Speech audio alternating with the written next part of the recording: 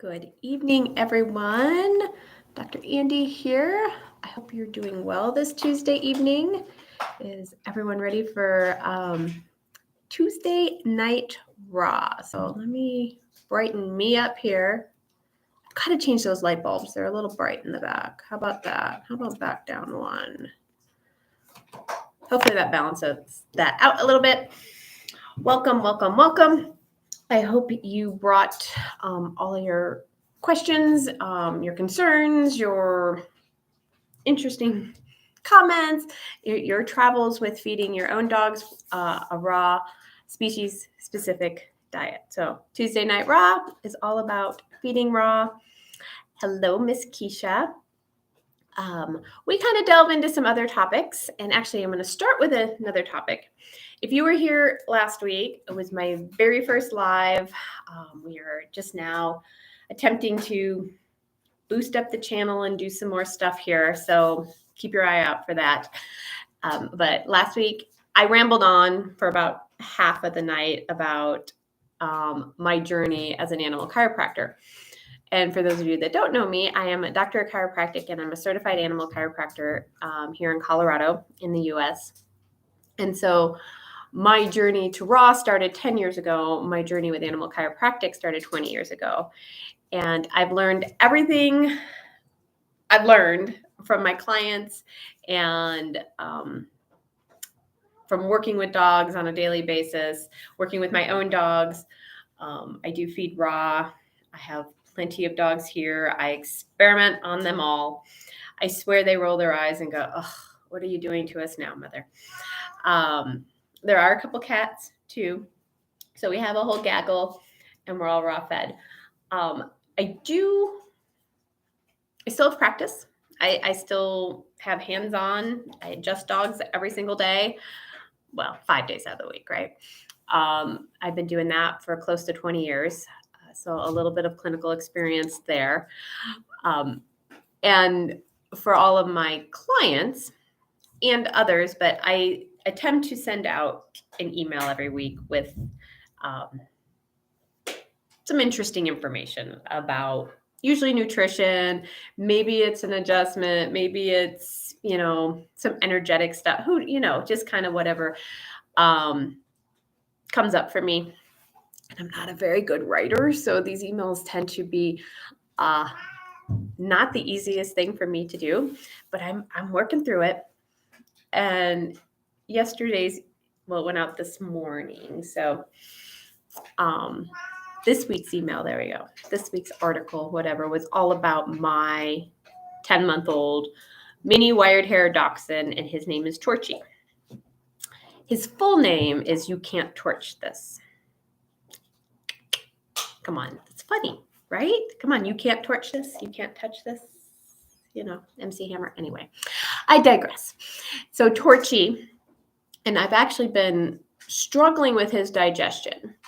He's a pretty good puker. Here, let me do that a little bit. There we go. A little better. Keisha says she loves his name. He actually came with that name, and we came up with the longer name, but he came with Torchy, and it didn't even dawn on us that we should change it. So we didn't. But anyway, I could just keep talking about him, but yes, his tummy troubles, as Keisha says, that was what the email was about today. And I kind of went into not the entire backstory, but he's been having tummy troubles. He's been quite the puker. He's having a lot of trouble with fat digestion. He is raw fed. He loves to swallow his chicken necks and chicken feet pretty much whole, but then he doesn't digest them, so they come back up. And he's happy and he wants to eat. And his poops did seem a little bigger than I thought they should be for a raw fed dog. So that was on my list of keeping an eye out. How can I tweak this? What can I do?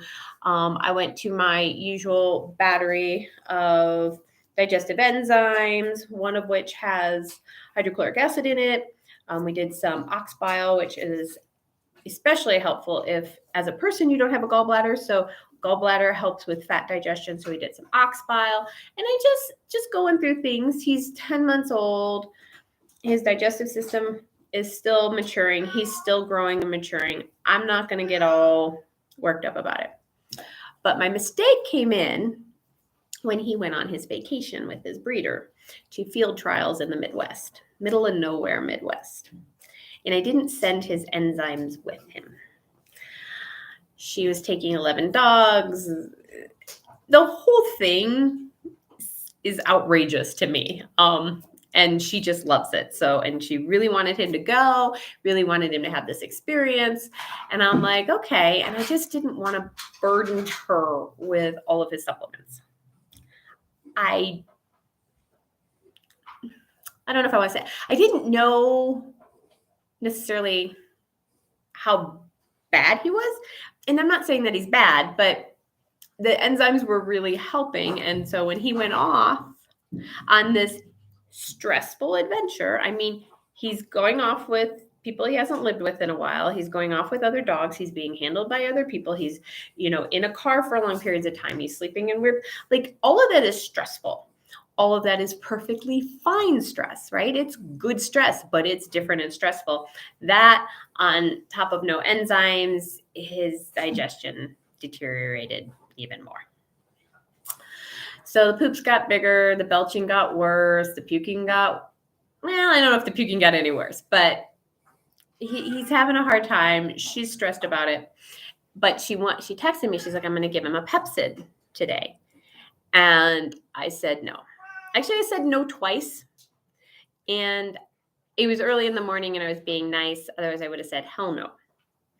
And that was kind of the point of the email was, why would I let him continue with these symptoms? The Pepcid could help with all these symptoms. And notice the language, his symptoms, not going to help his problem at all. It'll make it worse.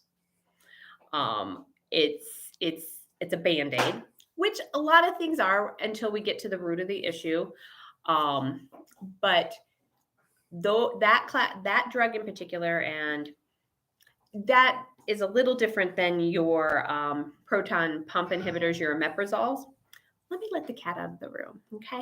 I had a discussion with him if he was going to stay or go.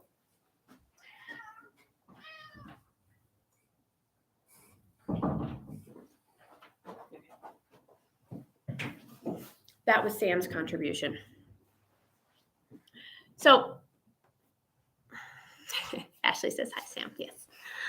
Ruby didn't want to contribute. Anywho, so your Pepcids are your, I actually have notes because I wanted to get this correct. Those are H2 blockers. Your Pepcid is an H2 blocker. It's actually a histamine blocker. And then you have your proton pump inhibitors, which is your omeprazole, which is commonly given to dogs. So everything I talk about, these drugs tonight, go for the peoples too. Okay? All of it. It's the same thing that it does in dogs that it does in people. So just keep that in mind.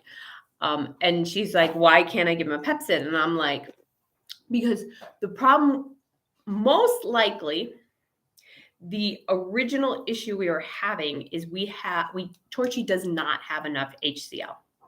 His stomach acid is not, he doesn't have enough stomach acid. His pH is too high in the stomach.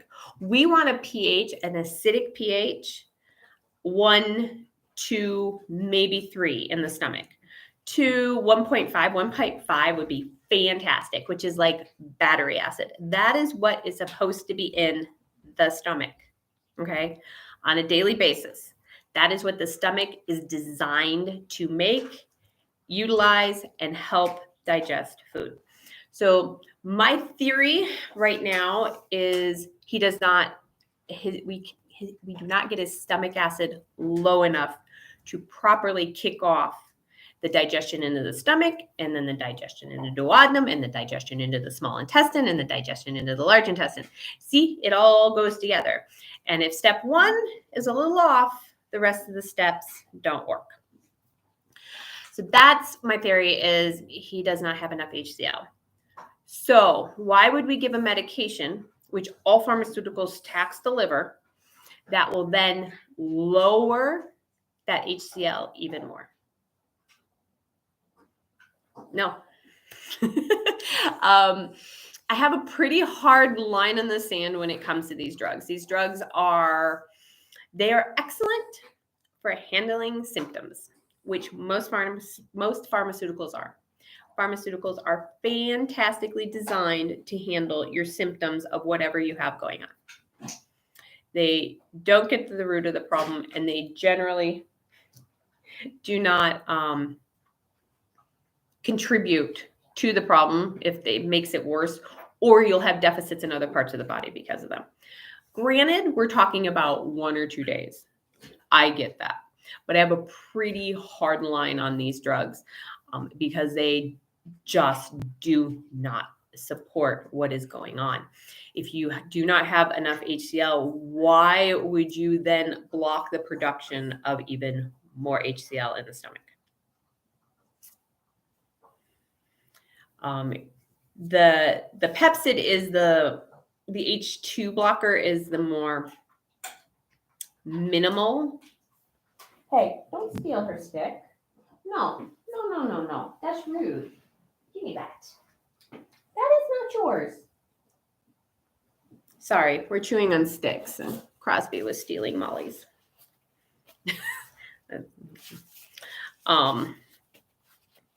He's the worst child when it comes to playing sticks, which is what we call chewing on stuff. Right now they have beef trachea, and he actually has what do you have? Water buffalo cheek. So the boy is not, but he goes around stealing all the other kids' toys. He thinks the grass is always greener. The Pepcid is an H2 blocker, so it doesn't block as much of the acid, but your omeprazole, which is also your Prilosec. That's what it is. It's your Prilosec. It'll actually shut down your proton pumps that also make HCl, but it'll shut down 70% of it in your stomach. So if we don't have enough acid, either naturally or via these drugs, what happens to the pH in the stomach? And I just said it goes up. We actually want it really low. Neutral, 1 is acidic, 7 is neutral, and 16, I think, is very basic. I have that in here too. Very alkaline. Okay.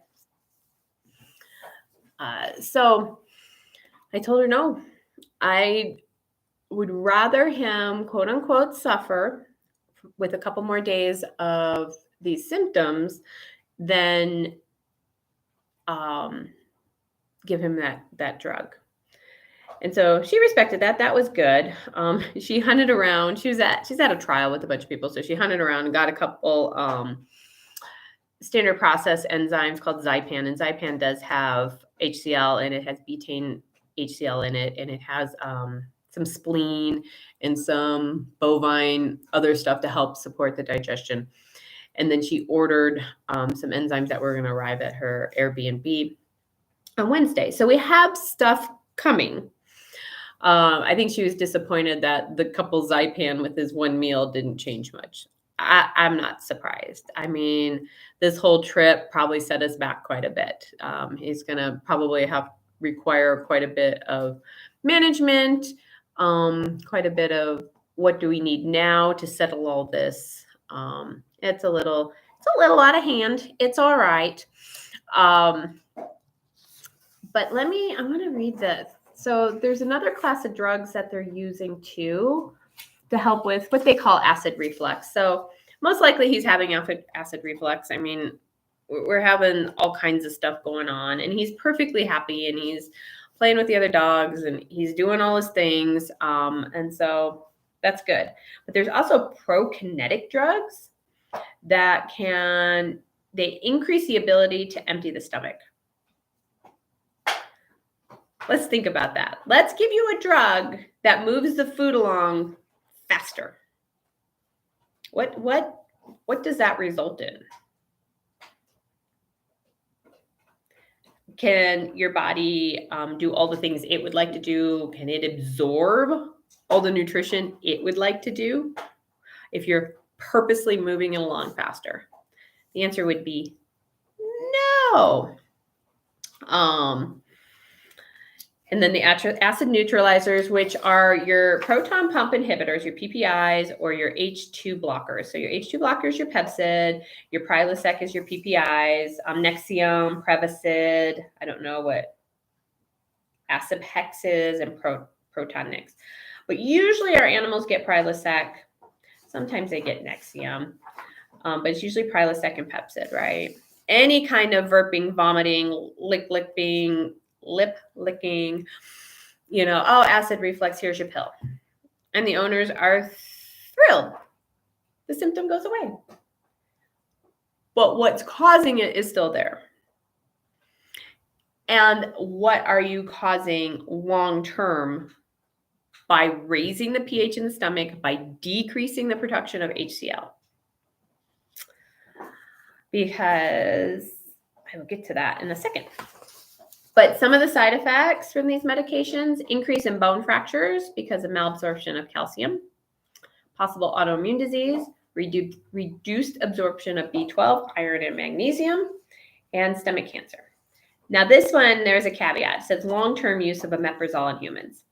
So when we go into long-term use, our animals, unfortunately, and we love them dearly, are not with us, I think, long enough for long-term use. I don't know if we'll ever know that answer. The long-term use of gabapentin, it causes nerves to die in human brains. So I don't know, do we get to long-term use in dogs? Long-term use in people can be 20, 30 years, right? So, do what you want with that. I haven't fallen on either side of the line on that. Let me see here. I found this great little description of digestion that I would love to unpack here. It was pretty cool, and it kind of laid out why this pH is so important. But Ashley had a question or a comment here. She said, would apple cider vinegar help? I learned this summer that when I get really stressed, my body craves vinegar. Previous to my research, I would have said yes. I don't think it's going to hurt, but the apple cider vinegar is not really acidic enough to contribute to the HCl or the acidity of the stomach. Now, it does fight yeast. So depending on what's going on with the animal, it might be contributory there. I do feed it to my animals. I rotate through so many things. It's all very random. It's all very intuitive. And so we do some apple cider vinegar here and there. And that's the apple cider vinegar, organic, with the mother. Okay, it has to be unpasteurized, and it has to have the mother. It has to have that cloudy stuff in the bottom of the bottle, just so we know what we're talking about. What I do like apple cider vinegar for is a 50-50, 20% apple cider vinegar, 80% water to wipe out ears. Wipe out ears is basically, you can do more on all over the body. And I think it's fine. Then your animal smells like a salad. It's, and I can't stand the smell of vinegars. I think that's like the biggest problem I have with it is but you can try the vinegar. I was reading one article and they made a really, really good point.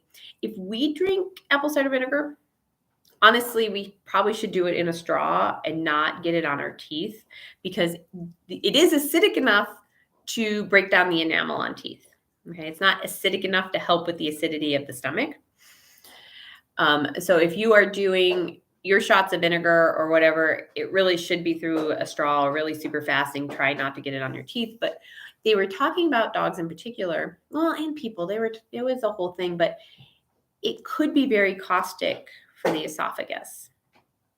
It could be, like I'm imagining his mucosal lining of his esophagus is not great at the moment, Torchy's. that if I added apple cider vinegar now, that might even be irritating. And it can be irritating to if a person is doing it, if they are having GERD and they are having esophageal fissures, or that mucosa is very upset, that the vinegar can actually aggravate it. So just keep that in mind with it. I put it in the food. I never leave it in their water.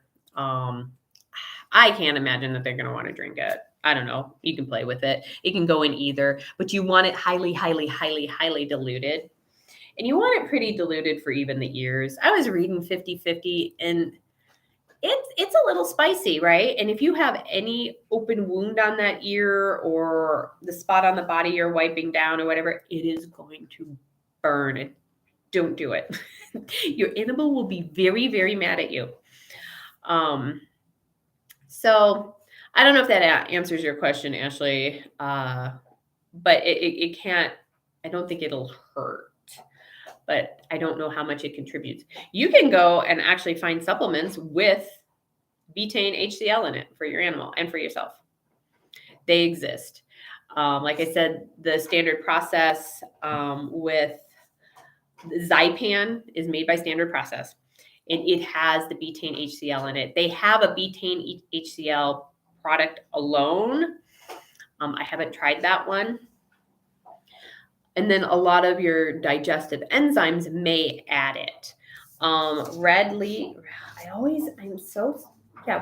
four-leaf rover. I don't know why I want to call it red leaf rover, but four-leaf rover is a brand, and you can find it on Dogs Naturally, and you can find it at Raw Dog Food and Company when you place your order next.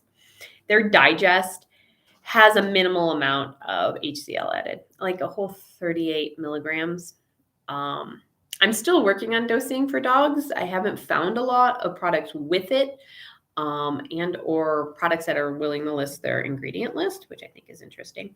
I did find a person product, and it was called HCl Guard, and it had 1.1 gram. So I'm thinking 38 grams for your dog is very minimal. I'm not saying it's not going to work or it's a bad idea. It just, I could not believe that this one product also had 1.1 grams. So what is that? 1,000 milligrams, if I do my metric correctly, right? So, okay, let's unpack this digestion. Throw up any comments or questions, whatever. Stop me. If you want to go somewhere else, we can go somewhere else. But I am going to kind of read off of this because this was pretty cool. So before your dog even swallows, I meant to get to Adored Beast products and look at it before this. Are you in a place to pull that? I don't know. Can I pull that up while I do live with you too? I don't know. Can you look it up and see if there's HCl in there? She's going to text it to me. Thank you. Love you. I meant to get to the Adored Beast products because I do love their line. I just don't have their ingredients memorized. And then there is betaine HCl. Awesome.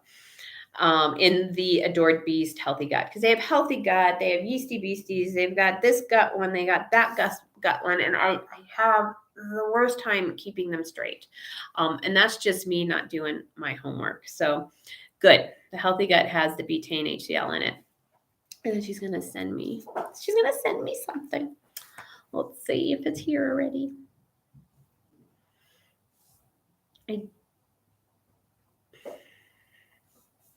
Okay.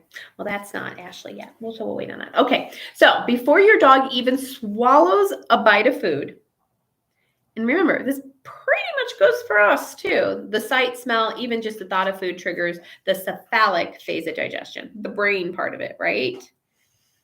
You go to the cabinet that have the treats, you turn around, there's already drool, right? They're just thinking about eating.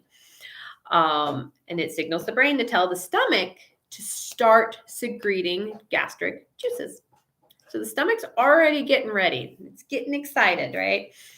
And then when they're tasting, chewing, swallowing, Well, we know our animals basically just swallow. It further intensifies the response, right?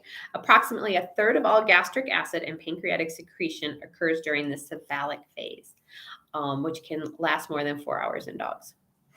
So the brain part of it, that brain part of, ooh, I'm going to eat, creates a third of all the gastric acids. That's pretty cool. Okay, so they swallow their food, makes it to the stomach. The presence of the food particles stimulates the secretion of a hormone called gastrin.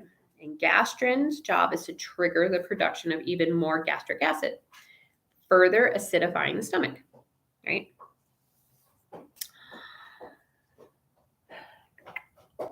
So there's HCl. I'm going back to Ashley here, sorry. Picture to text wasn't good. Okay. So then we have HCl, and then we go all the way to a probiotic blend.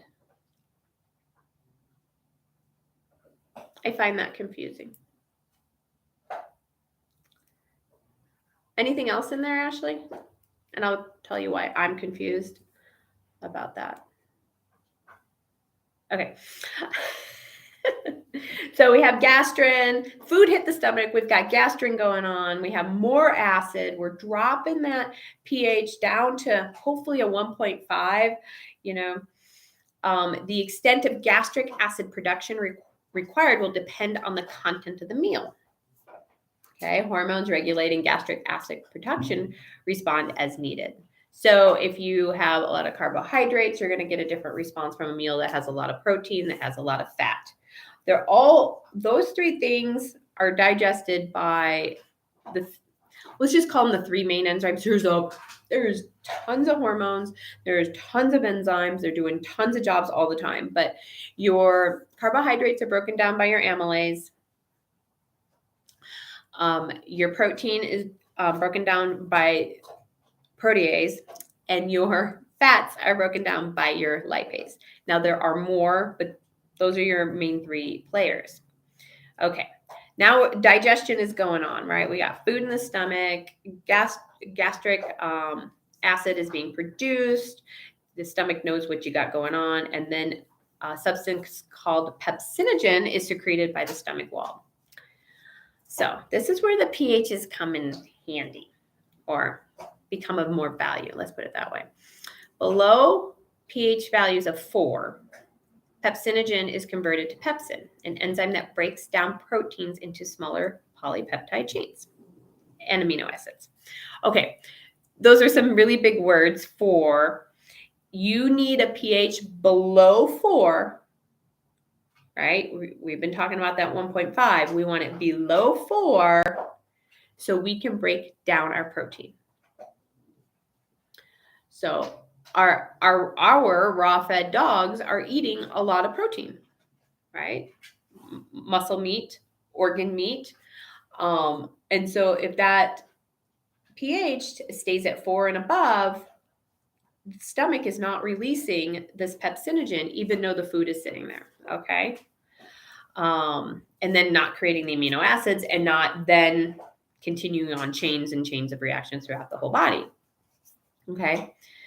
Pepsin functions effectively between a pH of approximately 1.5 to 4.5, but is most active around a pH of 2 to 3.5. So what we just talked about. Since the gastric acid had already been secreted before, during, and after the ingestion of food, the stomach is sufficiently acidic enough for pepsin's maximal activity.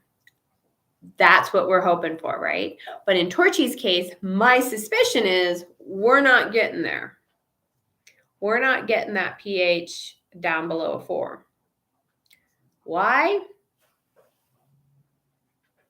That is the question.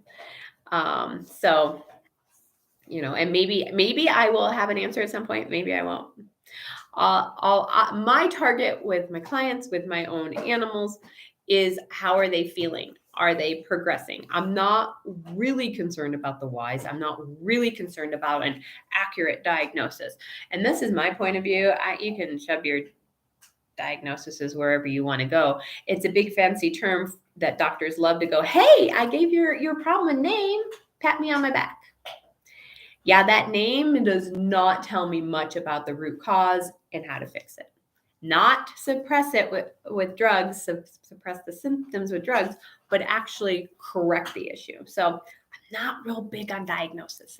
You probably won't hear me say a lot of them. I generally know what they are, but I don't use them. Like Torchy has a GI issue right now. We're going to work on that, and the target is to change it. And there's a lot less energy on that. There's a lot less, all of that. And that's kind of, we can talk about that another time. Let me get through this, and then I have a couple questions. Okay, so lipase, we talked about lipase, digests fat, right? Is most active at a pH of 4 and is irreversibly inactivated at or below a pH of 1.5. Since the acidic stomach environment isn't optimal for lipase, the majority of fat digestion takes place in the small intestine. So this would explain, and I didn't mention this, why he pukes 6, 9, 10 hours after he eats. And he pukes up full undigested food.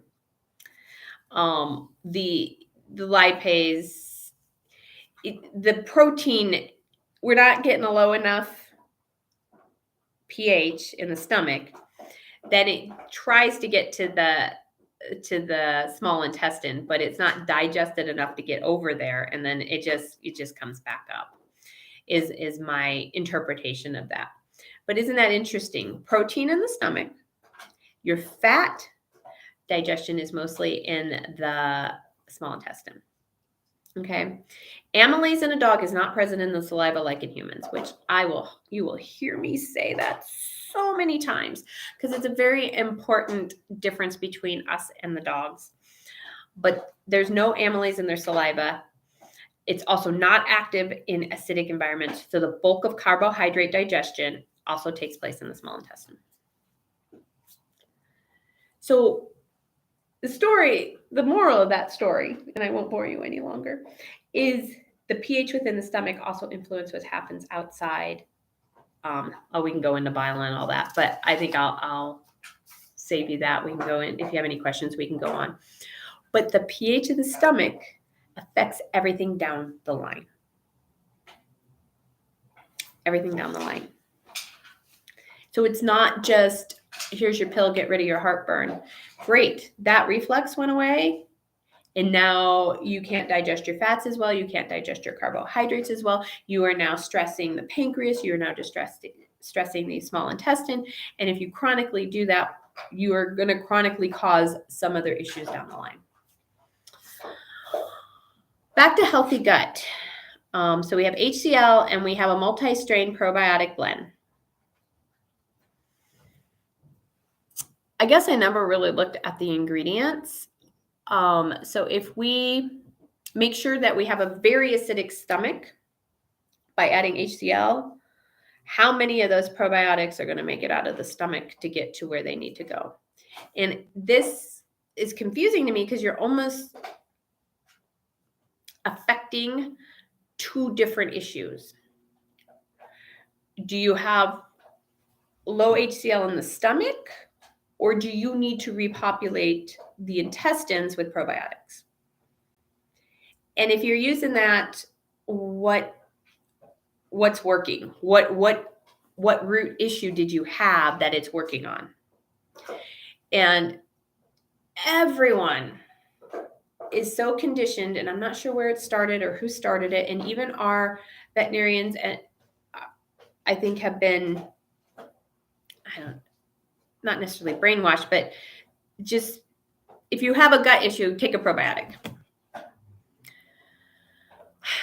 And it's frustrating to me because if you have a gut problem, do you have a stomach problem? Do you have a digestive enzyme problem? Do you have an intestinal biome bacteria issue? These are 3 separate things that are impacting each other back and forth. But that product, without the company's product education or me using it, is very confusing to me. What are you treating with it? Are you just hitting both ends and hoping the animal feels better? Okay, I know a lot of people that really like that product and it's worked well for them and their animals. So I do think Adored Beast is a great line. I think they source their ingredients well, and I've had some success with some of their homeopathic products. So, do your own research. And then Keisha asked, do carbs affect the pH of the gut, and do they raise it? So I don't know. Well, from what we just went through, I'm going to try and think this through because I don't know the answer. I wouldn't think so. But they're also not being digested in the stomach, right?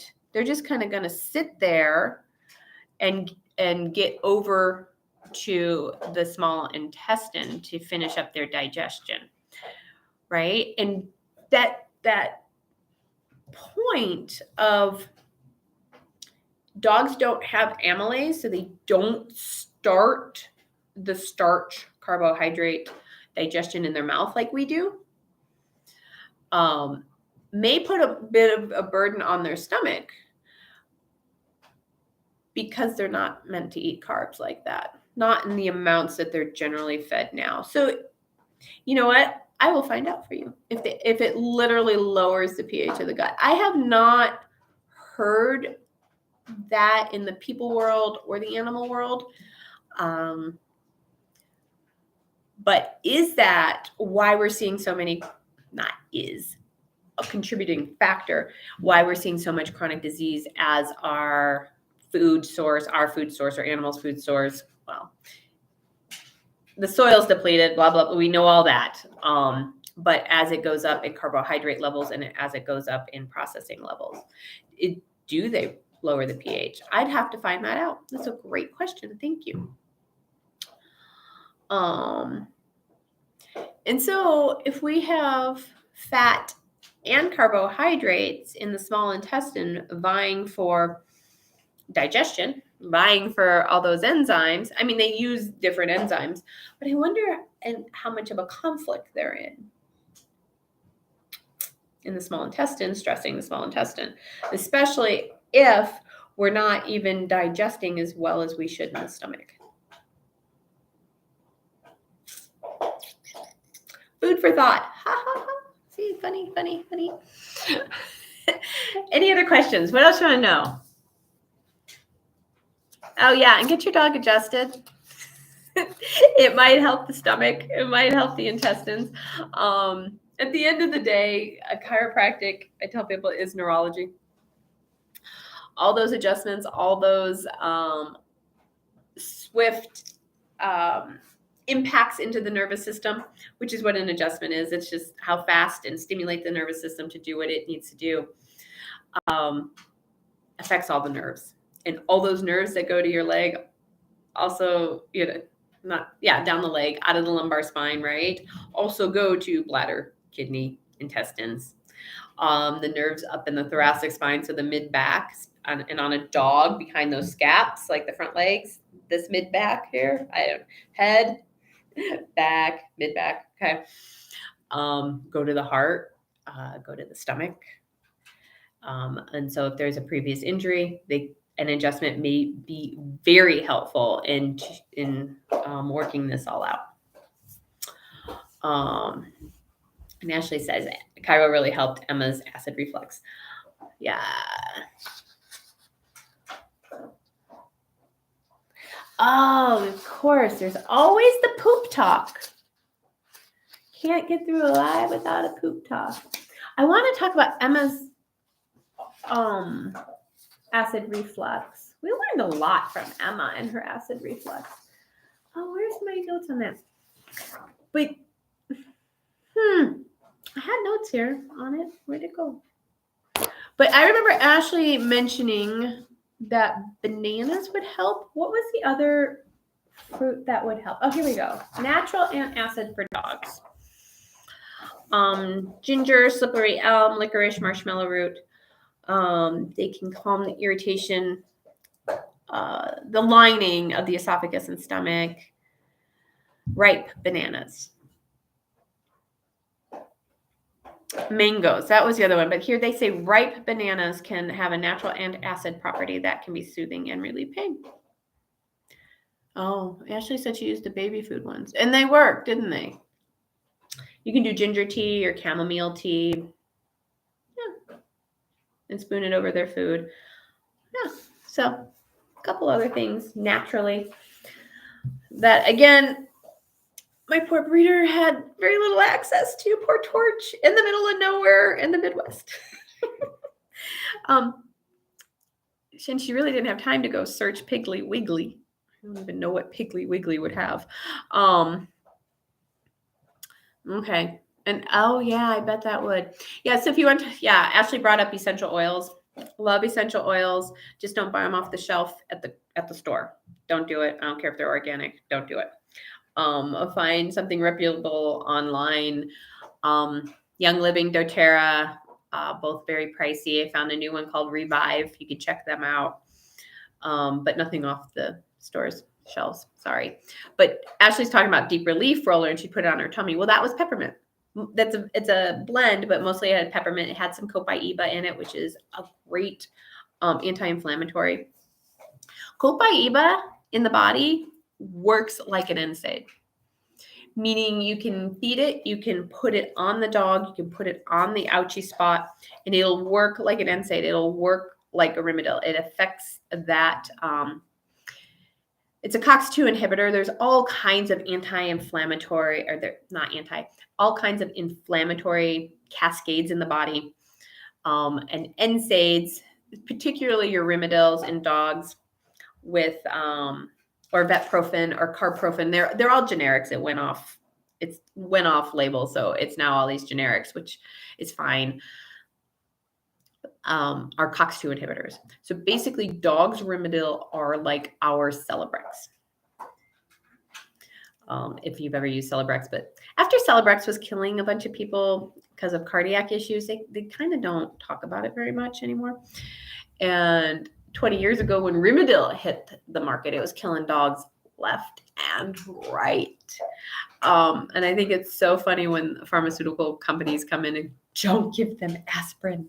It'll give them an ulcer. I'm like, but your drug is killing dogs left and right. So I don't know if they changed the formula or lowered the dosing. I'm not sure what they ended up doing because it's not doing that anymore. It still has a propensity to kill black Labradors, though.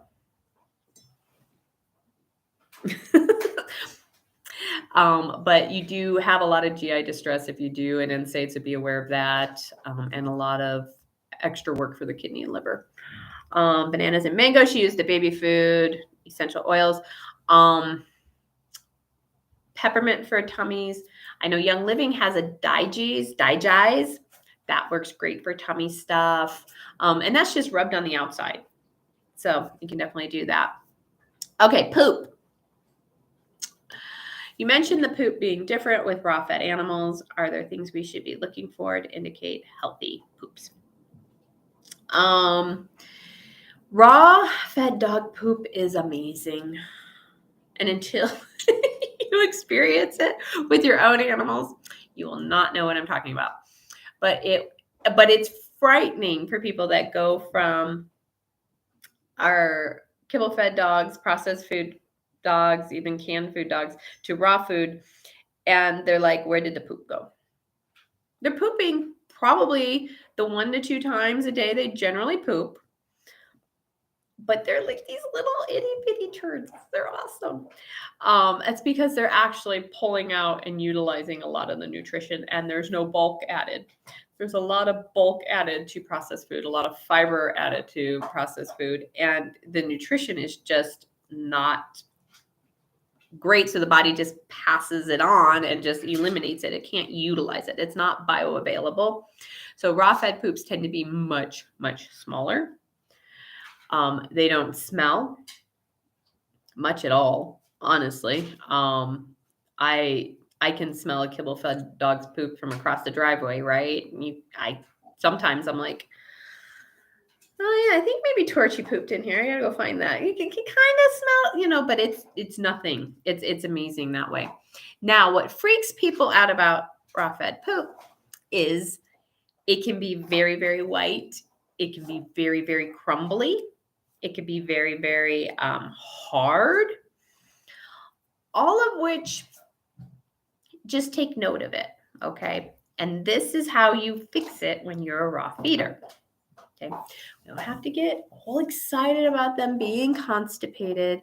We just need to alter the amounts, the percentages of what you're feeding. So basically, when you buy a raw food, the powers that be have decided it's generally 80% muscle meat, 20%, 10% organ, meat, tripe, whatever you have, and then 10% bone. Okay. That's what the powers that be have decided. Now, from that, I personally add a crap ton of tripe and then sometimes some bones on top of that. A duck foot, a duck head, chicken feet, chicken necks, duck necks. It just kind of depends on what I got going on. And then right now we actually spent the evening slicing and cutting up wild boar liver and axis deer heart, and we got that all chopped up for the animal. So I will add additional organ meat, and I've really kind of cut back on the muscle meat quite a bit right now, just because. Okay, back to poop. So if you have the white poop, is just because of the bone content. There's nothing wrong. It's the bone content. And if you leave that pile out in your yard and don't pick it up, it'll turn whiter and whiter and whiter, and it'll almost turn into dust. And that's just the bone content. Okay, there's nothing actually wrong with that. And if they seem to be passing their white poop just fine and it's hitting the ground and it kind of just cracks apart, maybe it's fine. But if it's coming out crumbly, which I've seen it with my Doberman, it's fascinating to have two dogs. They are a week apart in age. So they're the same age. They're different breeds. One's a Doberman, one's a poodle. And they eat essentially the same meals. The Doberman stools are dark brown. They will even border on loose occasionally. They're really well formed. He tends to have a little bit more mucus here and there. The Doberman, you would never know I had an 80-pound dog in my backyard because he poops out these little itty bitty turds, and he has like 4 of them, and he's good to go. It's so funny how each body digests that differently. But if you do have a dog where it's really crumbly or they're really struggling, like it's hard to pass, okay, as a raw feeder, you add more organ meat. Okay. Crosby, when he has that little bit of mucus or it's a little gooier of a stool, I up his bone. Okay. So the bone hardened stools, your organ meat softened stools. We don't have to run to the pumpkin. We don't have to run to a problem. We don't have to run to an herbal something or other. We just change the percentage of what you're feeding. You're going to lower the muscle meat, up the organ, and that's going to loosen up stools. Okay. Then they get too loose. Okay. You can pull the organ meat back out, or you can add more bone. And this is what, and Dee Dee and I on the Raw Dog Food Truth podcast, we talk about it all the time. I'm sure if you listen to all the podcasts with Dr. Judy Jasek and with Neely Piazza, you will hear it over and over and over again. There's not a chart that gives you all the exact numbers. You're gonna have to use your intuition, use what you're seeing with your animals, know your animals, and adjust. And if you adjust too much, and we went from hard to soup, okay, adjust back down. I tell people, this is not cocaine we're experimenting with. It's food. It's just food. All right, my friends. And I have made mistakes, and they had some GI upset, and I correct those. And, it's a little bit of a seesaw. And when you have 5 animals, you've got to pay attention to each of them. What if it's both hard and soft in the same stool? There was a definitive line in Addie's poop tonight. Most likely she was holding it too long. If it comes out hard and then it goes to soup, it usually means they were holding their poop too long. And if that's not it, yeah. Well, it is probably because she only poops on a walk. She's been holding her poop for a while. Yeah, that's generally what that means. Interesting, huh? And then if it's not, I mean, you can go back and what did she eat for dinner and what did she eat for breakfast? But generally when it's doing that, yeah, she's just holding it, waiting for her walk.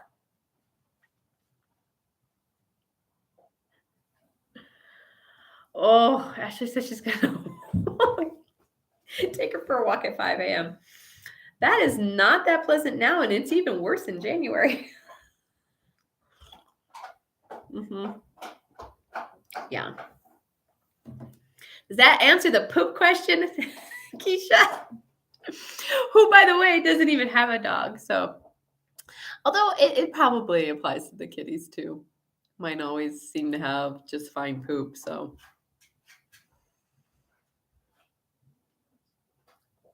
we covered a lot today. I hope I didn't bore you with my little digestion tirade. I thought it was fascinating, but I'm weird like that. I also get excited about talking about poop. So, it takes all types, right? We didn't really go into digestive enzymes. We kind of hung around with HCl. And if you're having some stuff going on with your animal and you can find something with HCl and the digestive enzymes, I haven't found it. I haven't. And I'm going to keep looking. For what I would like to see in a product. But then again, currently, I'm personally taking a digestive enzyme, and I'm actually taking Zypan. Me and Torchy take a lot of the same supplements for.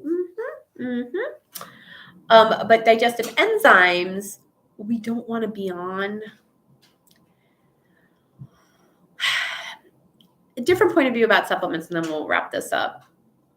They're great, and everyone's so excited. Like I had a client, she's going to go do this scan of some sort on herself, and then they're going to recommend supplements instead of prescriptions. And I think that's where functional medicine has landed, is instead of getting 8 prescriptions, you get 8 supplements that aren't even covered by insurance, and you leave with a $1,200 bill. And that's hard too, right? That's really hard on the pocketbook. And what I would love to get myself and my critters to is the most minimal amount of supplements possible. And when you are supplementing, like if you do digestive enzymes, they really should only be maybe for 1 bottle, maybe 6 weeks, and then stop it, because then your body starts relying on that. There's a lot of things out there like that. I've talked with Neely about it. The glucosamines. Everyone loves their damn glucosamines, chondroitin supplements. Well, if you start too early or use them way too long, possibly, the body just gets used to it being there, and it stops its own production. So we want to do things that help support the body getting back to it handling what it needs to handle, not just here's your supplement forever. I haven't found how long you should use the HCl, but we would like to use it so then we can stop it. Like the target is to then get off of the supplement. Just like your target should be get off of the prescription med or limit it, or, that should be the target. Yeah, there may be a time and a place for everything, and then get off of it. So digestive enzymes, we talked about the 3 main players, right? Amylase, lipase, and protease. You can get very expensive dog enzymes. I was looking at the dog enzyme products, and I'm like, they are charging what for what? For protease, amylase, and lipase? Well, the human products have all 3 of those. And you can go buy them at Natural Grocers, Vitamin Cottage, whatever you want to call it, Whole Foods. You can order them on Amazon. I don't think there's anything different, and I'm about them. I mean, Torch and I share the same ones: amylase, protease, lipase. We kind of both have all those. But there is, and like I was talking about ox bile earlier, if you don't have a gallbladder, or your animals generally, they don't take out their gallbladders, but people, they take out gallbladders. They take gallbladders out on a daily basis. You'd be shocked. Oh, that part of the body's not working. Let's just yank it out. Ox bile helps with the fat digestion and actually kind of balancing that out in the body. So Torch is definitely going to go back on ox bile, but I'm like, I don't know how much what I'm going to rotate and I'm going to say it. I'm going to freak out most people. I'm just going to play with it. He's not doing well. He has all this going on. Yes, he does. And we're going to play with it, and we're going to support him, and we're going to allow his body to handle it and hopefully grow out of it. So that's all I got. I rambled on long enough. Y'all are probably sick of me. Thank you for your questions. There were some good ones. I loved it. And then I have to find out for Keisha. For myself, does carbohydrates lower the pH in the stomach? That'd be fascinating. I'm going to find that out. I'm also going to talk about all of this again with Dee Dee on her podcast, the Raw Dog Food Truth podcast with Dee Dee Mercer-Moffitt. She is, her and her husband own Raw Dog Food and Company. So you can go check them out at rawdogfoodandco.com. That's where I get the vast majority of my kiddos' foods. She has the Adored Beast supplements there. She has the 4-leaf rover supplements there if you're thinking about any of those. So the podcast, we're going to talk more about this, and then I will probably have that answer for the carbohydrates by then. And that'll be out on Monday. I'll be back next Tuesday. Don't forget to like this, maybe go crazy, even like the page, click on the little bell, get the notifications. I'm hoping to start getting more stuff up here. And we're all going to learn together. We're all going to brave a new world together, and how we can help all of our critters all of the time. And maybe a little bit about ourselves. Maybe you learned something about yourself today too.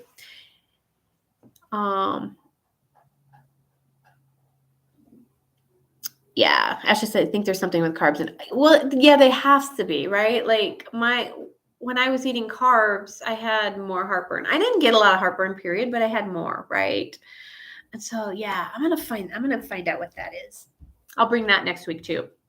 So catch the podcast, catch me back here. Make sure you're on the email list. You can, if you're in the Denver Metro and your animal needs a chiropractic adjustment, that's at animalmagiccare.com. I think I covered all the things. All right. Love you.